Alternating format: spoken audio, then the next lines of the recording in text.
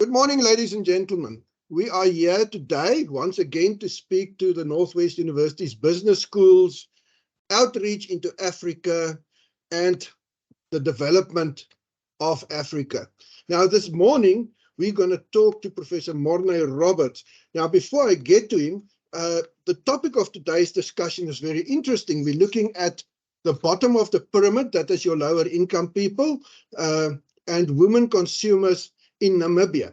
And Prof Mornay is a specialist in this field. And of course, this reaches also to the goal number 12 of the United Nations Sustainable Development and Growth. So we will also touch on that. But let me introduce our guest speaker tonight. Professor Mornay Roberts is an old friend of the business school. He's also alumni of the Northwest University. And he is a permanent faculty member and professor, senior professor at University of Johannesburg. He manages the marketing and the PhD master's programs. And he is a seasoned academic visiting a number of universities overseas where he shares his expertise. In Brunel University in London, for example, the Australian Institute of Higher Education in Sydney, Australia, in Germany, in Nuremberg, and then also in Portugal, and I'm not even going to try and pronounce that university's name. And of course, he's also a current board member of a number of institutions, of which the Consumer Institute of Management, Institute of Marketing Management, and so on. So we're very privileged here. Professor Mornay publishes frequently in high impact journals and also of esteemed publishing houses like Elsevier. The other day, it was a very nice article. I've pulled it from the web, Prof Mornay. So I thought that was actually very interesting to read. Right, so let's move on to today's questions. And we're looking at, first of all, the bottom of the pyramid. So this is people with low income. And the first question I would like to pose to Prof Mornay is, why would the bottom of pyramid market segment, the lower income market segment, be important to retailers in Namibia? And is this a financially lucrative market for them? Prof Christo Bisschoff, thank you very much for that introduction. I'm most humbled to be part of it. You know, I've got a very soft spot for Northwest University, and it's always great to engage. I think it's a market segment that has been eluded for quite too long. And I think retailers have become slightly, over the last 2 decades, more aware of the buying power that you find in this specific segment of the consumer groupings that you find in Namibia. The bottom of the pyramid is always perceived as being very low income, so there's not a lot of spendable power, you know, to buy and to purchase. But as a matter of fact, that's actually not the case, because this consumer segment is quite fruitful when it comes to spending their money, and image and appearance are critical elements that drives their buying decision making. So, for example, looking good, feeling good, being able to create and present an image of status in the context, of course, of what they can afford is very important to them. So personal judgment on how they look, what they wear, for example, is why you find that in a retail clothing environment specifically, their attitude towards buying clothes or any form of clothing wear that one would perceive them not to afford is actually, you know, currently the case. Yeah, that's most interesting. You touched on some of the challenges, but would you like to expand a bit on the challenges that retailers have in addressing this specific market? I think one big challenge is consistency, of course. I think it's not just to get the purchase once off, but to get the repeat purchase also from the same target segment on a continuous basis, and that's regrettably defined by affordability. So you might find that the frugality is interpreted as being very stingy, and therefore they don't want to spend. But as a matter of fact, they do spend, but they don't spend on a continuous basis. They might spend, a certain amount of money once off, and then after an extensive period, come and replace that with a certain amount of similar spend. But the challenge is to get that mindset change through continuous spending. And that's where things such as lay-bys in this market segment, or the ability to buy on credit, or any form of promotional incentive, where you buy, for example, one but get the second one free, are very positive enticements to overcome these type of challenges. So you almost lure this market into your retail web, if I can put it like that, and you catch the segment through these special offerings that you give them, that they could wear it now and pay for it later, or you could get them to get a certain discount on the second purchase if they've made the first purchase, all things that retailers could positively consider to get this segment back on a more continuous basis, rather than maybe just once a month when the pay is into the bank account, or the cash is paid, for services delivered, is to get them back in the middle of the month as well, to do further payments and buy on a more regular basis. That challenge is still even today a recurring challenge, but it has been partially addressed through the fact that slight levels of credit is made available, or alternatively a lay-by option where they could put their money down on a monthly basis until the final payment is done for them, of course, to get the product in at the end of the day. That's very interesting. Now, given these challenges, if we talk about your in-store atmospherics and so on, maybe just a quick word for some of the viewers that may be not so well endowed in the term of store atmospherics, and is this really important for these customers? Yes, for sure. I just want to come back. I'm sorry, I'm rerouting. You've asked a question now, but I just want to go back as well to your previous question around the challenges. Yes, 100%. Yeah, I think what I neglected to say is also two things other than regular purchases that stands out for me is financial literacy.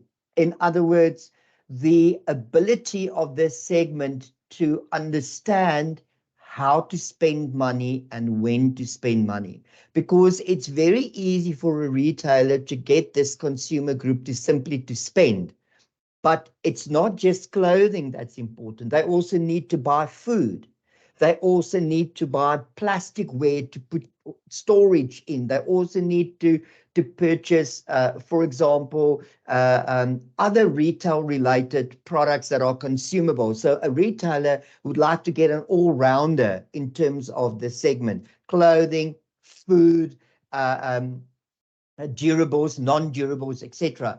But to get the segment to understand, how to spend money, the literacy element is a big challenge. And I think that's where education comes in, to get, this consumer group educated, maybe through retail sponsorships, or maybe small NGOs that could run these type of financial literacy programs to get this consumer group to spend their money more wisely, instead of just opening up an account and run up to, let's say, a 500 Rand debt, and then ultimately struggle to pay it off over a 6, 7, 8 or 12-month period.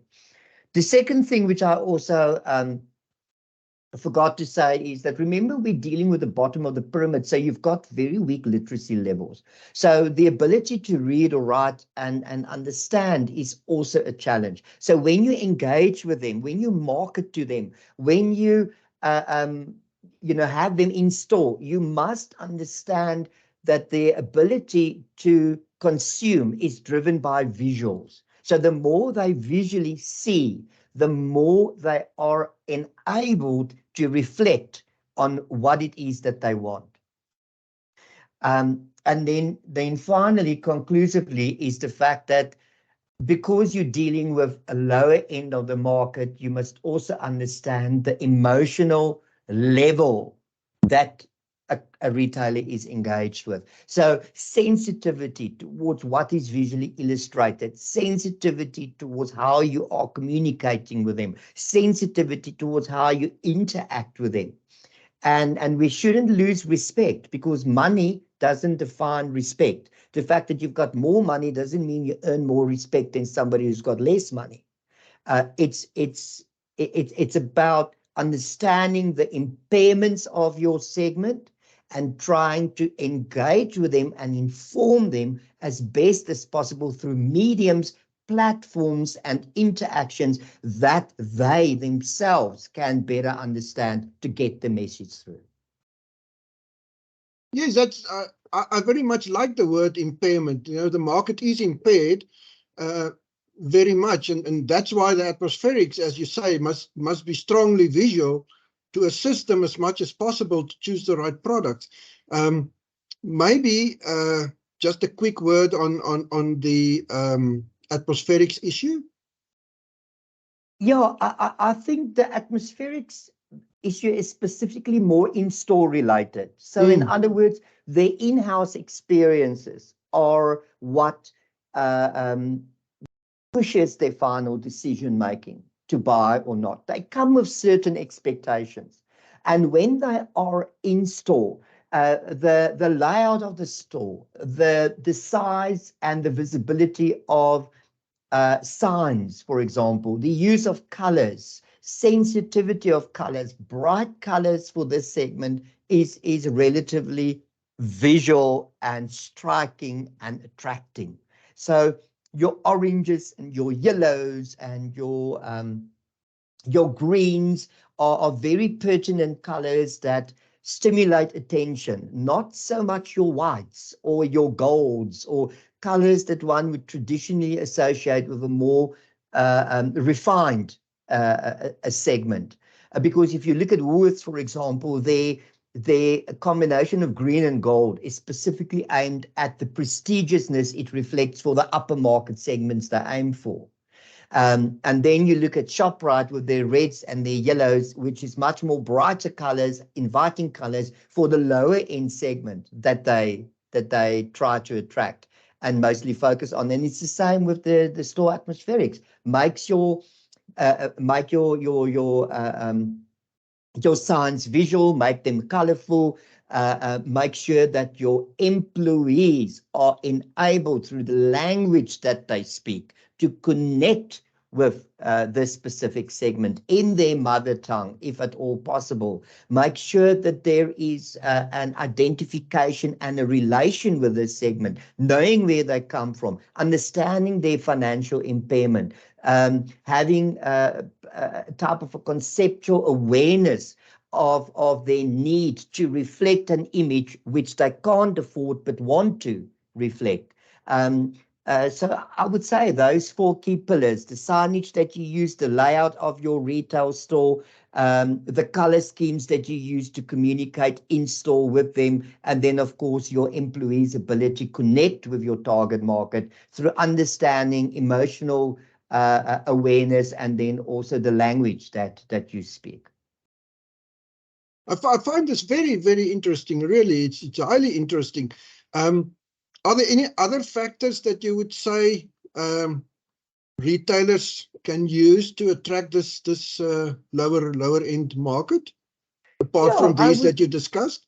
Yeah, I wouldn't say much more. I would rather say, if it is at all possible for a retailer to bring the products to the segment, instead of always expecting the segment to get to the products, might also be some form of supportive advice. The reason why I'm saying that is the further you are located away from your BOP segment, the more expensive it becomes for that segment to get to your retail outlet. They have to pay taxi fees, or they would have to get some form of alternative transport to be able to get to your outlet. And that's why since the 90s, we've noticed, especially in South Africa, not to such a great extent in Namibia, we've seen that there has been a movement into the townships by bigger retailers because they want their target market to spend their spending power on their products and not on transport and logistics to partially fund the expense to get to where they need to spend the money. And that's why I said something retailers can certainly think about is bringing the products to the consumer instead of always expecting the consumer to get to the product. Secondly, I think we could also maybe consider how one could package your products for this specific segment group if it is about affordability. So if they are very conscious about money, then one could, for example, say maybe you could take 3 product types, like let's say a food, a clothing, and you could take maybe plasticware, and you could see to what extent you could develop parcel combos for them, where they could, for a certain affordable price, get access to all those products without having to buy them separately at almost 2 times the cost. It's about cost sensitivity. Okay. Yes, this is really interesting. I have a final question here for you. Are there any other social factors that could drive behavior of this market?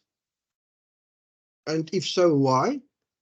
Yeah, I think it's more than social factors. I think it's more linked to the individual themselves. For example, trying to get better knowledge on how their attitude works. What design their attitude and thinking towards products and brands? Is it being identified as with a specific brand image? Is it about just affordability? Is it an attitude formed by family and friends and what they perceive the individual to be when he buys or associates with certain products? A second factor that also plays a role is social norms. This type of consumer grouping is very well aware of social depiction when it comes to wearing certain clothes or buying from certain brands. We see it, for example, also in Africa, where township marketing has become a thriving form of informal retail. And here it's the same, where what your peers and your family see you reflect is an acceptance or a rejection of you as an individual. So there should also be a deeper understanding in the retail community of what drives acceptance for this segment. So it's about what impacts their attitude, which could be economics, it could be external factors, having a job, not having a job, and you could have social norms, how social behavior impacts the decision to buy. Okay. Some communities might reflect a stronger community need in terms of their expectations. So making sure the children are taken care of very well and looks good is more important than the parent doing so. Other communities might be more focused on how, the parent is reflecting an image of status and being able, therefore, to almost positively entice other people in the community to almost, reflect the same. it is really very individualistic, but it's also defined by the society in which you live and in which you operate. Mornay, this was most interesting. Really, I first looked at the bottom of the pyramid and I thought, what could we get out of here? But you know, it's still through marketing, through business decisions. I would really like to thank you for participating again. It was really nice talking to you, and it's so nice to hear your extensive knowledge on these topics. Thanks so much. It's a pleasure, Prof. Bisschoff. Thanks for asking me. And just keep in mind that in Africa specifically, and in Namibia as a case study, the bottom of the pyramid is the fastest growing segment. And retailers need to become more aware of the buying power of this segment, which by 2030 will make an even more impact on this continent's ability to sell from a retailer's perspective. Thank you. Yeah, and very much support of your work on this so that we can develop our Africa into a better commercial and social place. Thank you so much. Thank you, Prof. Thank you. Bye. Keep well. Bye.